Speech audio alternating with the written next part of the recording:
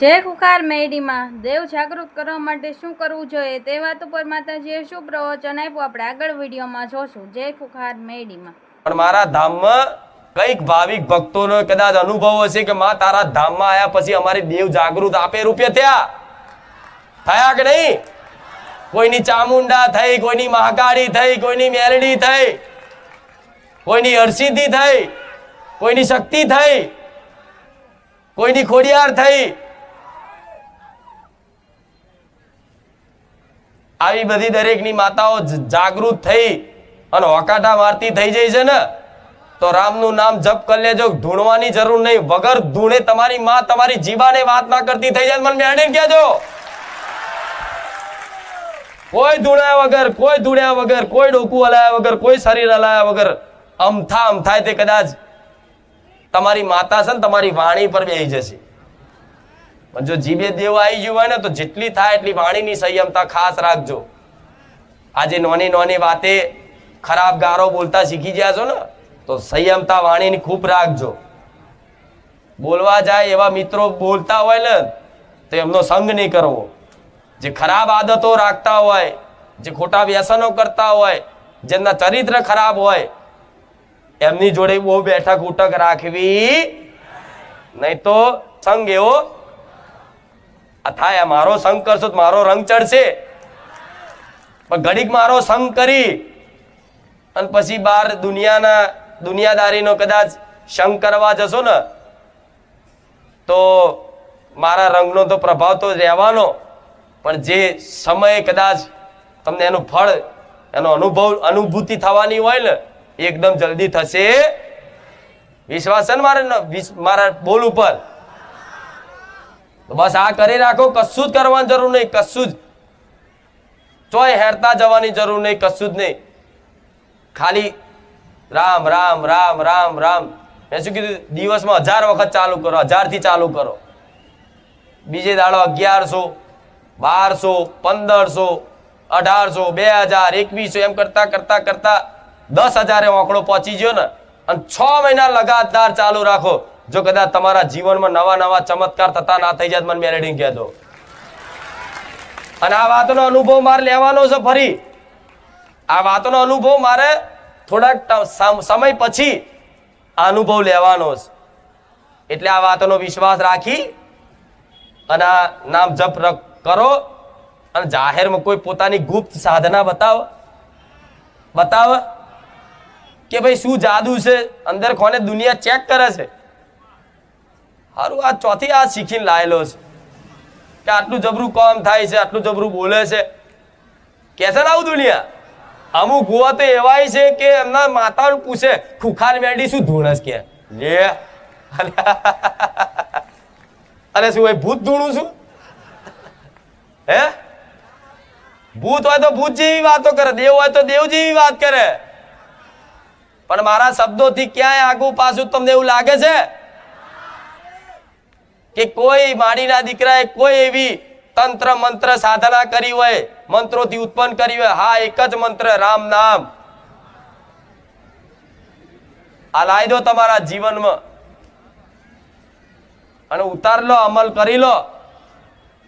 માતા કહીશ, મારે બોલવાની જરૂર નહીં પડે.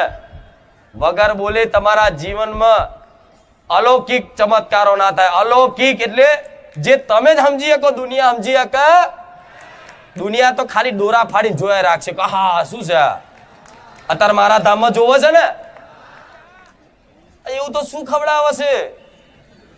બસ ઘેટા બકરા જેમ કે દોડ દોડ જ કરે કે છે ને આવું. માથું ગંજોરા ખારું, બેઠક નહીં લેતા, કશું નહીં કરતા, તો જમનું આટલું બધું થાય છે. લોકો તો લખવું પડે બેઠક લેવામાં આવશે. હું તો જાહેરમાં કહું છું, કઈ કોઈ નંબર જોવામાં, ગાણા જોવામાં આવતા તો જેવા મેરા ઉભરાય છે. કેમ? અહીં જે હૃદયમાં છે ને એ જ વાણીમ છે. જે વાણીમ છે એ જ હૃદયમાં છે. છલ કપટ કોને કહેવાય? પાખંડ કોને કહેવાય? કપટ કોને કહેવાય? જે કદાચ મનમાં કંઈક બીજું ચાલે છે અને વાણીમાં કંઈક જુદું બોલે છે, એના કપટ કહેવાય. પણ મારા દીકરા તો હૃદયમાં જે છે, મનમાં જે છે ને એ જ વાણીમ છે. એમાં કોઈ કપટની વાત ના આવે, જે હોય સ્પષ્ટ ચોખ્ખું. મારા દીકરાને એમ કે કાલ ભિખારી બની જા તો એ તૈયાર છે. એટલે કદાચ ગર્વથી કહું છું, કદાચ મારા ધોમમાં આવો ને તો વિશ્વાસ રાખજો, શંકા કરતા નહીં, હું રોમ મારી મેરડી માતા બેઠી છું. આ એનો પ્રભાવ છે, સત્યતાનો પ્રભાવ છે. જો કદાચ આવું સત્યતા કદાચ પાલન રાખે ને જે ભુવા, તેમના તોય આવા મેરા થાય. ઢોલ વગાડીને આમંત્રણ ના લો ને તોય મેરા થાય. આ ભલે આજ બારે જામાં છું, અહીંથી કદાચ 500 કિલોમીટર જતી રહું તો આ પાછળ આવો, મને એટલો વિશ્વાસ છે. આવો કે નહીં? આ કહેવાય સત્યનું પ્રકાશ, સત્યનો પ્રમાણ કહેવાય ને. જેવી અનુભૂતિ થાય, ગરમી લાગે તો તે અંદર ઠંડક મહેસૂસ થાય છે ને. જેટલો ઉત્સાહ અને હરખ હોય તમારા મુખે, આ હરખ ને ઉત્સાહ ક્યારે તમારો નહીં જવા દો. આવું રહો મારે મેરડી માતા બોલું. એટલે આ જીવનમાં પાલન રાખજો. હજુ તો મારે ઘણું બધું એવું બાકી છે કે મારે તમારા જીવનમાં શીખવાડવું છે, સમજ આલવીશ, સદબુદ્ધિ હારી આલવીશ. ઘણું બધું છે, હજુ તો શરૂઆત જ ચો કરી છે. હું રોજ આવું બોલું છું. હજુ તો શરૂઆત જ પટેલ ને કરી, દુનિયા ગોળી ચકેડીએ ચડી છે. બોલો તો વિચારો, મારી શરૂઆત આવી હશે, મારું એન્ડ જેવું હશે. હા, શું ખોટું? હું નહીં કહેતી સ્પ્રિંગ જેવી માતા છું, ના દબાવું છું, પણ આ મૂર્ખાઓ સમજતા નહીં. રોજ રાડો પાડી પાડીને બોલું છું કે મને ના દબાવશો, નકર ઉસરીશ. સ્પ્રિંગ ને દબાવો ને ઉસરે, પણ આ મૂરખના સરદાઓ નહીં કોઈ છાપ પડતી તો આમ દબાવવા જાય છે તો ઉસરું છું. જો આ અને હારું કદાચ એ વાત મગજમાં ઉતરી જાય તો હારું. પણ મારો ભગવાન જો કોક મારા ધોમની બદનામી કરવા જાય, ખરાબ કરે, ઘણા કરે છે ને, તમે જોવો છો ને. અને એવું નહીં, બહારના લોકો કદાચ ગામના એવા હોય, અમુક, બધા એવા નહીં. ગામના તો બધા સમાજ છે ને, જે એ સહકાર આલે, સાથ સહકાર આલે. નગરપાલિકાનો સાથ સહકાર છે, જે તે નગરપાલિકાની સેવા મારા ધામમાં પૂરી પાડે. લાઇટ બાઇટની વ્યવસ્થા બધું જો સહકાર ઘણોય છે. પણ અમુક હોય એવા 5% કદાચ એમને ના ગમતું હોય, કોકનું કદાચ ભૂવાપણું બંધ થતું હોય, નહીં વધારે ચાલતું હોય તો કોકને નાય ગમે. પણ તમારે કોકનું જો કોક ખરાબ કદાચ વાત કરે ને તો તમારે હોંભરવાની જ નહીં, કાન બંધ કે મારે જાણવું જ નહીં, ભાઈ તું તારું કામ કર, ચાલ. આ શું ખોટું? તો તમારો વિશ્વાસ ટકી રહેશે. ન કે તમારે મારા વચ્ચે તો બે પ્રેમી હોય એને તો પાડવા માટે, એને જુદા પાડવા માટે દુનિયા તૂટી પડે ને. જે બે સાચા પ્રેમી હોય એવું જોયું છે તમે?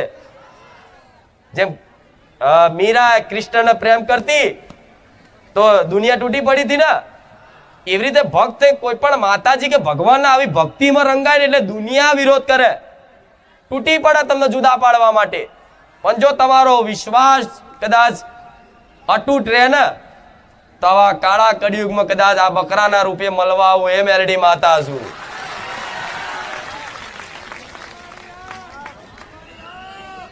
કદાચ ભજન વાપરે મેરું તો ડગે ભલે, પણ જેના મનડા ડગે નહીં. પાનબાઈ નું ભજન વાપર્યું છે ને, મેરુ પર્વત ભલે ડગી જતો પણ જેનું મન ના ડગે ને એની વાત છે.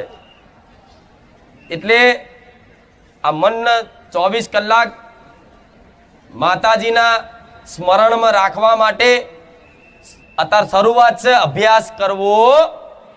પરાણે મન મોકળું છે, કૂદકો મારે ને તો મારા નોમની એને ગરમ છે ને દોરી બાંધ દેવાની મનને. કલ્પના કરો મન મોકળું છે, અહીં કૂદકો મારે, ઘડીક અહીં મારે, ઘડીક અહીં મારે, થાય ને આવું તો મારા નોમની દોરી બાંધ દો એના ગરમ. કૂદકો મારે એટલે સીધી રોમ નોમને લગાવી દો.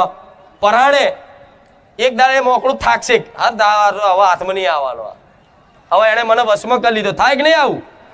એટલે આ પરાણે તે અભ્યાસ રાખજો.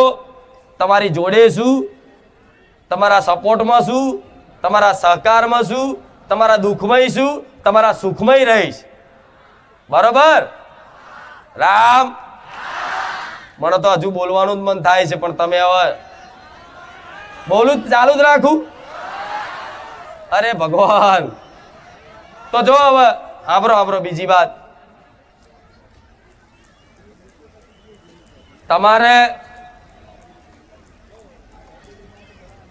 આપણે ગયા રવિવારે વાત કરી હતી, આ ફરી કહું કે વાત મગજમાં કદાચ ઉતરી જાય દરેકને, એવા મારા આશીર્વાદ મારા ભગવાનને પ્રાર્થના કરીશ કે કદાચ મને માનો છો ને દિલથી, તો કદાચ કોઈ પણ અરજી, કોઈ પણ માગ હોય, માગણી હોય ને, તો જેને માનતા હોય, જેની પર વિશ્વાસ આવી ગયો હોય ને, એના હક કરીને માગજો, પણ બીજી જગ્યાએ ક્યાંય બાધા માનતા રાખતા.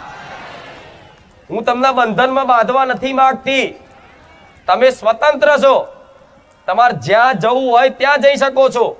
ક્યારે હું નહીં કહું કે મારા ધામમાં જ તમે આવજો, ના.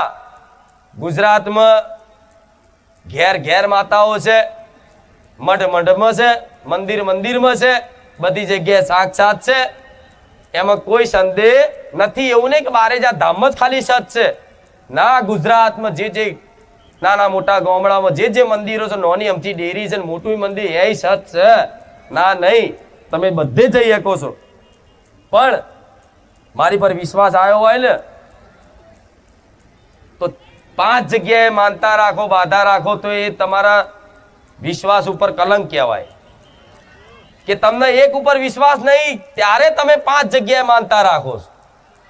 એનો મતલબ એ થયો ને, તમે આવતા જતા 5 જગ્યાએ પાવાગઢ માનતા રાખો, ચોટીલા માનતા રાખો, ખુખાર મેરડીએ રાખો, બહુચરાજીએ રાખો, અંબાજી માતાની રાખો, એક જ માગણી 5 જગ્યાએ અલગ અલગ માનતાઓ રાખી, તો એનું મતલબ શું થાય કે તમને એક ઉપર ભરોસો નથી.